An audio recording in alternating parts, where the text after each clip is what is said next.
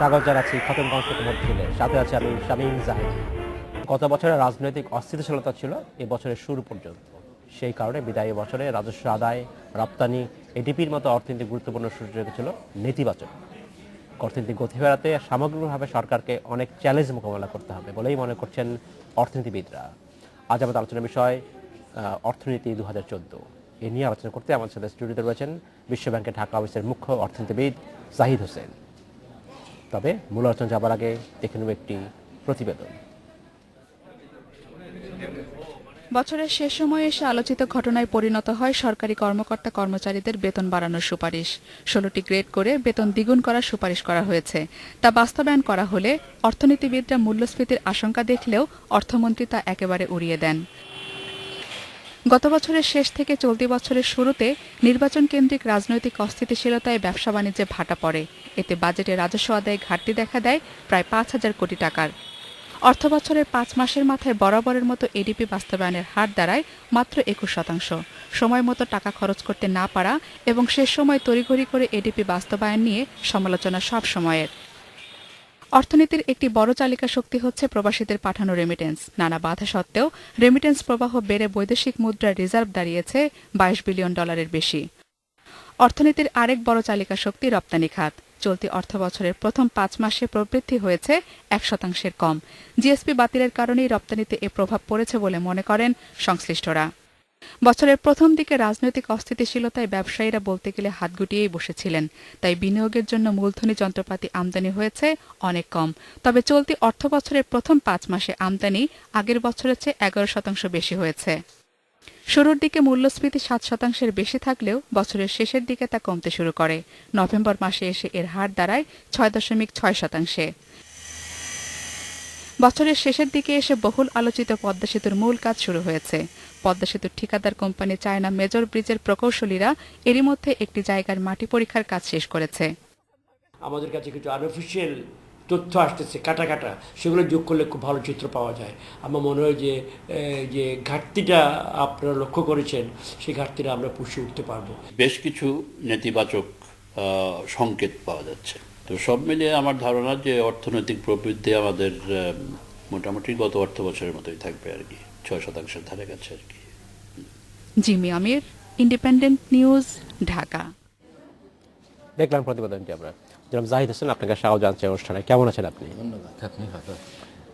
আজ আমরা আলোচনা করব যে বিদায়ী বছরে কেমন গেল অর্থনীতি, কেমন গেল গত এই বছরের বিদায়ী অর্থ বছরে। আমি বলবো একটি মিশ্র অভিজ্ঞতা গেছে। কিছু ক্ষেত্রে আমাদের পারফরমেন্স বেশ ভালো ছিল, আর কিছু ক্ষেত্রে আমরা হোঁচট খেয়েছি। আপনি বিশেষ করে আমি বলবো কৃষি ক্ষেত্রে আমাদের যে উৎপাদনগুলি, খাদ্য উৎপাদন ভালো হয়েছে, বোরো ভালো হয়েছে, শাকসবজির উৎপাদন ভালো হয়েছে। আপনি বাজারে মূল্য পরিস্থিতির যদি দিকে লক্ষ্য করেন তাহলে বোঝা যায় যে এখানে যোগানের কোনো ঘাটতি নেই। তো সেই দিকে কৃষি খাত আমি বলবো ভালো হয়েছে। সেবা খাতে গত বছর যে ধরনের ধাক্কা গিয়েছিল, যেখানে আপনি কাজই করতে পারেননি, এই বছর স্থিতিশীলতা বিরাজ করার কারণে সেবা খাত, বিশেষ করে পরিবহন খাত এবং বাণিজ্য খাত, আপনার যে খুচরা বা পাইকারি বাণিজ্য খাত, এখানে উৎপাদন মানে আয়ের প্রবৃদ্ধি হয়েছে বলে ধরে নেওয়া যেতে পারে।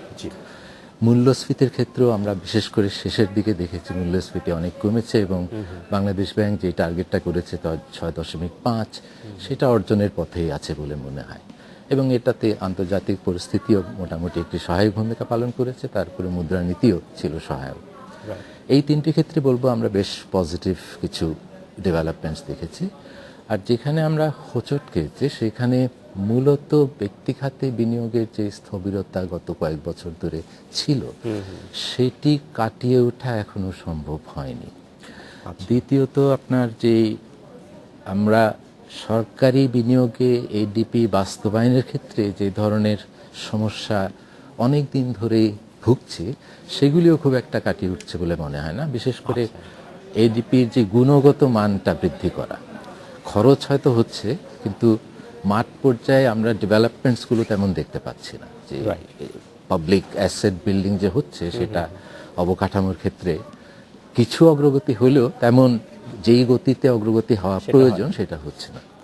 আরেকটি খাতে যেখানে আমরা এখনো হোঁচট খেয়ে যাচ্ছি সেটা হচ্ছে আর্থিক খাত, যেখানে ফাইন্যান্সিয়াল সেক্টরে যে সমস্ত কাঠামোগত সমস্যাগুলি ছিল, বিশেষ করে সুশাসনের ক্ষেত্রে, সেখানে কিছু পদক্ষেপ নেওয়া হয়েছে, কিন্তু এখনো ওই ফলাফলের পর্যায়ে যদি আপনি নন পারফর্মিং লোনকে একটি ফলাফলের সূচক হিসাবে ধরেন, তাহলে সেখানেও তেমন উল্লেখযোগ্য কোনো উন্নতি আমরা লক্ষ্য করছি না।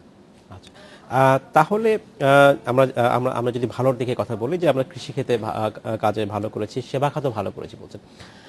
খারাপ যদি বলেছি, আমরা বলছি প্রাইভেট ইনভেস্টমেন্টের কথা আমরা বলছি, যে কারণে প্রাইভেট ইনভেস্টমেন্ট গত বছরের শুরুতে দাঁড়িয়েছিল, সেই আশঙ্কা কিন্তু আসলে আবারও দেখা দিয়েছে। আজ বছরের শেষ দিন, আজও হরতাল, আগামীকাল বছরের প্রথম দিন, সেদিনও হরতাল, এবং আমাদের সামনে যেটা মনে হচ্ছে যে রাজনৈতিক অস্থিরতা আবার হয়তো বাড়বে সামনে। তাহলে এইখান থেকে আসলে এই যে প্রাইভেট ইনভেস্টমেন্ট, ব্যক্তি খাতের যে বিনিয়োগ, সেটিকে আবার থমকে দাঁড়াচ্ছে বলে মনে হয়? মানে আমি আপনাদের এখানে আসার সময় আজকে আকাশের দিকে তাকাচ্ছিলাম, যে আমাদের যে প্রাইভেট ইনভেস্টমেন্টের যে পরিবেশ, যে হোরাইজন, এটা Right. আজকের আকাশের মতোই। কারণ সূর্য আছে কিন্তু আমরা আলো পাইনি। আলো না পাওয়ার কারণ হচ্ছে আমাদের আর সূর্যের মাঝখানে কিছু মেঘ ঘনীভূত হয়েছে, যার কারণে আলোটা আসতে পারছে না। আমাদের প্রাইভেট ইনভেস্টমেন্টের ক্ষেত্রেও সুযোগ আছে, উদ্যোক্তা আছেন, কিন্তু বিনিয়োগ হচ্ছে না। মানে আলোটা যে কোনো কারণে আমরা পাচ্ছি না। সেই মেঘের মধ্যে কিছু মেঘ আবার ঘনীভূত হচ্ছে। দুটো প্রধান কারণে প্রাইভেট ইনভেস্টমেন্ট স্থবির। একটি তো হলো যে আমাদের কিছু কাঠামোগত সমস্যা অনেক দিন থেকে রয়ে গেছে, সেগুলি আমরা বারবার বলে থাকি, জমি, অবকাঠামো, বিদ্যুৎ, এই আপনার এই ধরনের যে কিছু স্ট্রাকচারাল প্রবলেম। আর 10টা থার্ড ওয়ার্ল্ড কান্ট্রির মতো আমাদের সেই সমস্যা আছে। আর দ্বিতীয়ত যে গত বছর তো একটা স্থিতিশীল পরিস্থিতি গেছে, কিন্তু অনিশ্চয়তা তো ছিল বরাবরই। কিন্তু সেই বছরের শেষের দিকে এসে ওই যেই স্থিতিশীলতা গত বছর ছিল, সেটাও বজায় থাকবে কিনা সেই নিয়ে কিন্তু কিছু নতুন প্রশ্ন দেখা দিচ্ছে। মানে কিছু কুয়াশাগুলো আবার ঘনীভূত হয়েছে, যে অনিশ্চয়তাটা কিছুটা বাড়ছে। এখন আপনি আপনাদের এই যে শুরুতে যে রিপোর্টে, সেখানে একটি সূচক আমরা দেখেছি যেটা কিছুটা উৎসাহ ব্যঞ্জক, সেটা হচ্ছে যে ক্যাপিটাল মেশিনারি যে আমদানি, সেটি শেষের দিকে এসে বেড়েছে। কিন্তু সেখানে প্রশ্ন হলো যে ব্যক্তি খাতে বিনিয়োগের ক্যাপিটাল মেশিনারি আমদানি একটা সূচক, আমরা যদি অন্যান্য সূচকের দিকে তাকাই তাহলে কিন্তু আবার হিসাবটা মিলে না। কাজে সেই নিয়ে প্রশ্ন উঠেছে, এই যে ক্যাপিটাল মেশিনারি আমদানি হচ্ছে, এটা আসলে কোথায় যাচ্ছে, এবং এটা কি আসলে ভলিউম বৃদ্ধি হচ্ছে, নাকি এখানে ইনভয়েসিং এর কোনো সমস্যা আছে, যার এটার মাধ্যমে অন্য কোনো কাণ্ড ঘটছে কিনা, সেই নিয়ে কিছু বিশেষ করে অনেকেই বলেছেন বিশেষজ্ঞরা, যে এটা একটু খতিয়ে দেখা দরকার, যে এটা ওভার ইনভয়েসিং হচ্ছে কিনা বা মিস ইনভয়েসিং হচ্ছে কিনা, এর মাধ্যমে টাকা পাচার হচ্ছে কিনা। কারণ আপনি যদি শিল্প খাতে দীর্ঘমেয়াদী ঋণের সূচকটা দেখেন, সেখানে কিন্তু তেমন কোনো উল্লেখযোগ্য প্রবৃদ্ধি দেখা যাচ্ছে। তাহলে এটা অর্থায়ন হচ্ছে কিভাবে, এবং এটা কোন জায়গায় মেশিনারিগুলো ব্যবহার করা হচ্ছে, এই নিয়ে প্রশ্ন থেকে যায়। আরেকটি খাতে যেখানে আমরা গত বছর একটু ধাক্কা খেয়েছি, সেটা হচ্ছে রপ্তানির ক্ষেত্রেও। রপ্তানিতে আমাদের প্রবৃদ্ধি কিন্তু এবার একেবারে 1%-এরও কম প্রথম 5 মাসে। তবে সেখানে গার্মেন্টের একটা বড় ভূমিকা আছে, তো সেটা হয়তো সাময়িক হতে পারে, কারণ গার্মেন্ট সেক্টর একটা ট্রানজিশনের মধ্যে যাচ্ছে, এবং সেই ট্রানজিশনের সময় একটু উৎপাদন কমাটা খুব অস্বাভাবিক কিছু না, কারণ অনেক ফ্যাক্টরি বন্ধ হয়ে যাচ্ছে, রিলোকেশন করতে হচ্ছে। কিন্তু এই আপনার এক্সপোর্ট, আপনার বিনিয়োগ এবং সরকারি খাতে বিনিয়োগ, এখানে কিন্তু আমাদের আরো অনেক অগ্রগতি দরকার। আচ্ছা, ধন্যবাদ জনাব জাহিদ হোসেন। আমাদের সময় হচ্ছে বিরতিতে যাবার, আমরা ফিরে এসে আবার কথা বলা শুরু করবো এখান থেকেই। আমাদের সময় হলো একটি বিরতিতে যাবার, ফিরছি শীঘ্রই, সাথেই থাকবে।